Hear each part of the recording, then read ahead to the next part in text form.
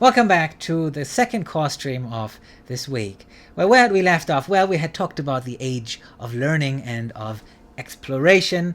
I said that exploration really needs to be put into quotation marks. It's really more an age of the expansion of trade. If we want to talk about the age of learning, actually, and ultimately also about that expansionism, we do have to say a few more things about what's going on in Europe in the 15th century. So, here is somebody else who has made it onto a postage stamp, this time an American stamp, Johann Gutenberg. I'm sure you've all heard about him in your history classes. What did he do to be put on a stamp? Well, he was the first European to really use movable type. He's sometimes credited with the invention of movable type. Well, the Chinese had movable type actually a lot earlier than that, at least 400 years earlier.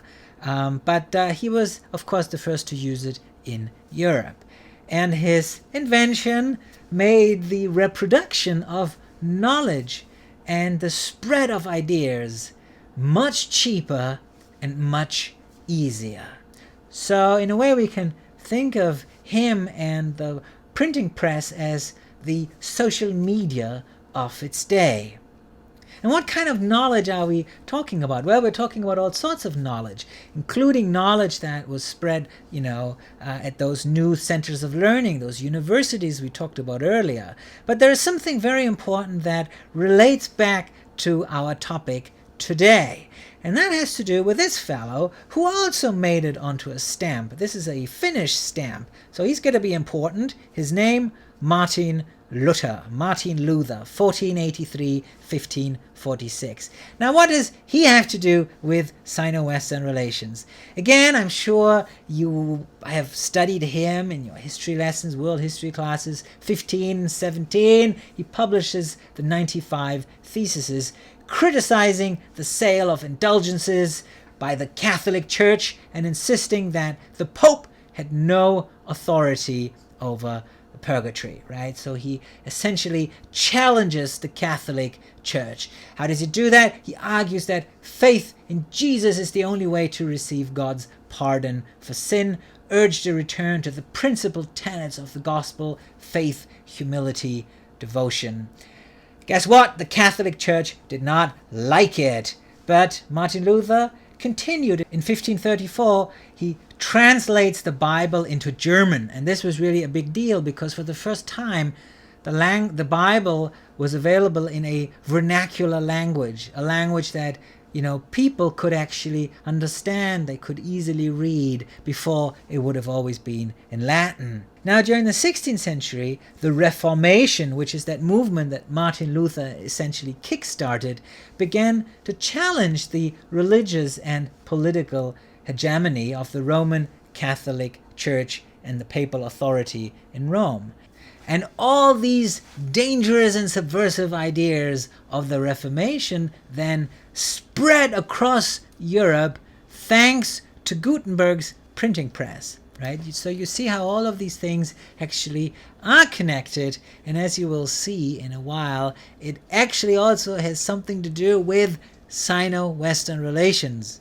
And as a result, many European kings, especially in the German states of the Holy Roman Empire in the sort of northern and central part of Europe, saw the Reformation as an opportunity to ban the dominant role of the Catholic Church in their domains. So again, you might ask, what does all of this have to do with Sino-Western relations? Stay with me. So the Roman Catholic Church, fearing for a loss of influence, responded with the Counter-Reformation. And in 1534, Ignatius of Loyola establishes the Society of Jesus, which is also known as the Jesuits in Paris. And it's a sect of fiercely devoted and highly trained Catholic clerics. And their mission was really to stem the tide of the Reformation, not only in Europe, but also in the newly established overseas colonies especially of the Portuguese and the Spanish. So the Jesuits identified education as the key to raising new generations faithful to Catholic doctrine, and established hundreds of schools all over the world. Right? If we go back to this map, of course, the Americas, places in Africa and increasingly in Asia were places where you had Portuguese and Spanish colonies or trading centers, and of course in all of these the Catholic Church had won a foothold. Of course, we even have Jesuit schools here in the Bay Area, right? Santa Clara University, University of San Francisco, all of these are founded by the Jesuits. Francis Xavier, the co-founder of the Jesuits, actually did undertake these missionary journeys. He went to India, Goa, that was a Portuguese colony, and in 1540 he actually went as far as Japan. So we can now see that there actually is a connection, and that connection is only going to get stronger, because this really is in a way a new beginning for Sino-Western relations. In 1535, Portuguese traders, and again, don't forget that the primary motivation for this was always trade. Okay, it was always making money. It was never really to proselytize. In a way, that was a side product, right? So in 1535, Portuguese traders obtained the rights to carry out trading activities in a place called Macau, or Auman, on the southern coast of China, right here, very close to Hong Kong, what is Hong Kong today, Guangzhou, right, in the south of China. 1557, they established a permanent settlement, and guess what? A Jesuit mission in Macau. And here you have a later image of Macau, of that mission, the church there. And nearby Canton, or Guangzhou, becomes the primary trading port for international trade. So Guangzhou already is a major trading port, but now that the Portuguese have that mission, it becomes for them the main trading point where they purchase Chinese goods. And of course, we already know what they were purchasing, right? They were purchasing silk and luxury items, and increasingly tea becomes a major commodity. They were also purchasing spices that might have come from other places in Asia. Of course, as we know from previous lessons, a lot of these ports would trade in all sorts of commodities that were brought in from other places. Now, we don't have that much time to talk about Portuguese trade, because we really want to talk about something, or I should say someone else.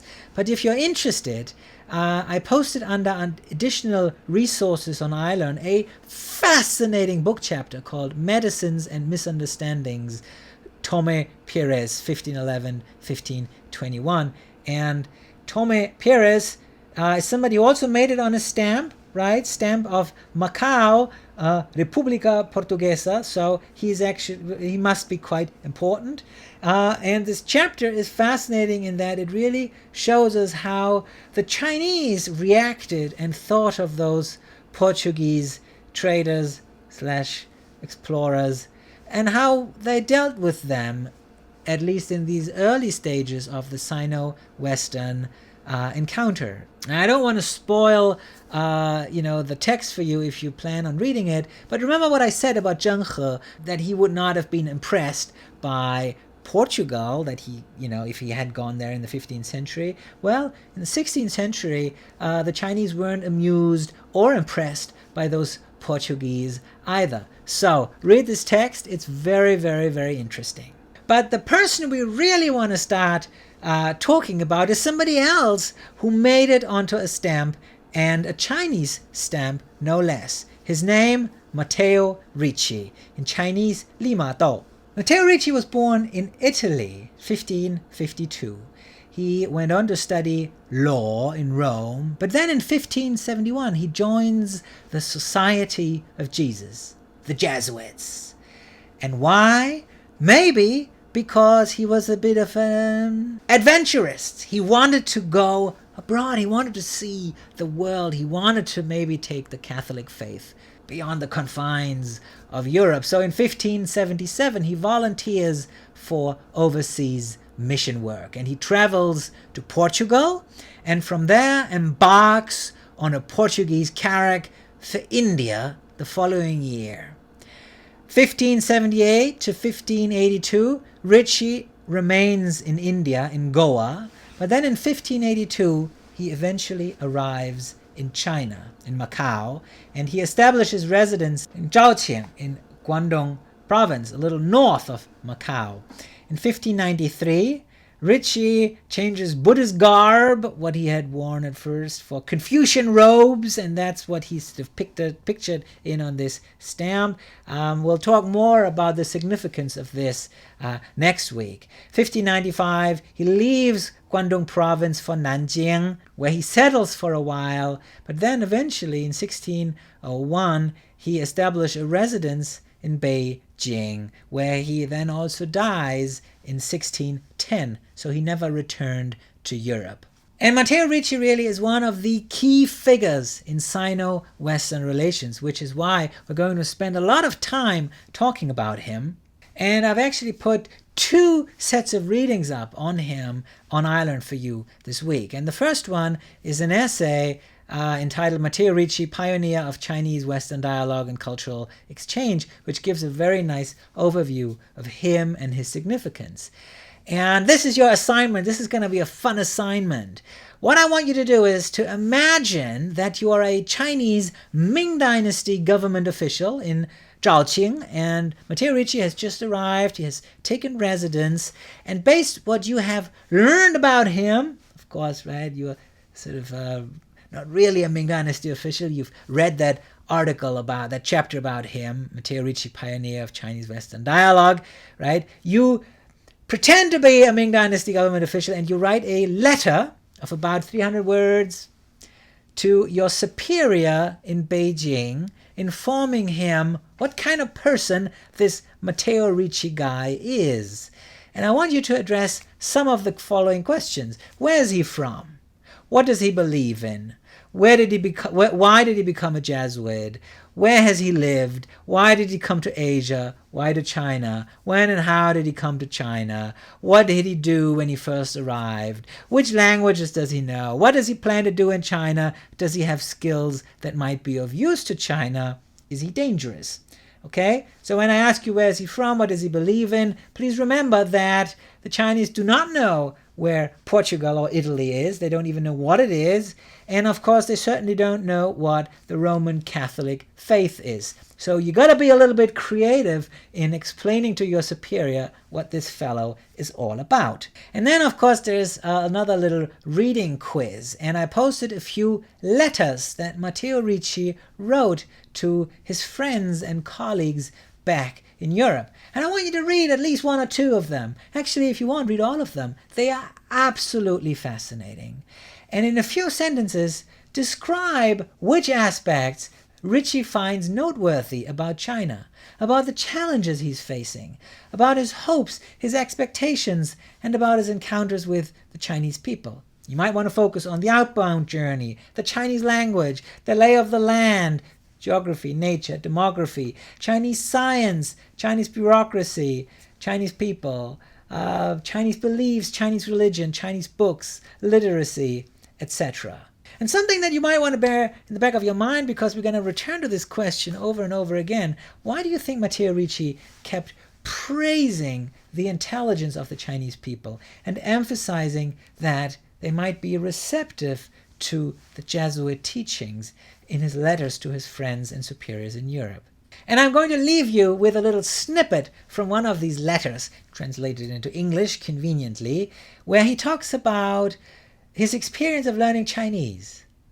I started studying the Chinese language immediately, and I assure you that it is something very different from Greek and German. The spoken language is so ambiguous that it has many words that mean more than 1,000 things, and sometimes the only difference between them is being pronounced on a higher or lower pitch and in 4 different tones. And so, when they speak among themselves, they write what they want to say in order to understand each other, because the same monosyllables are actually written differently from each other. And about the ideograms, one cannot believe it without seeing or trying as I have done. There are as many ideograms as many words and things, so there are more than 70,000 of them, all very different and intricate. If your reverence wishes, I will send you a book with their explanation. All the words are only one syllable, and their writing is more like a painting, made with the use of a brush, similar to our painters. They have the advantage that all the regions that use this writing can communicate by letters and books, although they use very diverse languages to speak, which does not happen in our language. So what is Matteo Ricci telling you here? Enroll in Chinese 101 if you haven't done so yet. I will see you next week.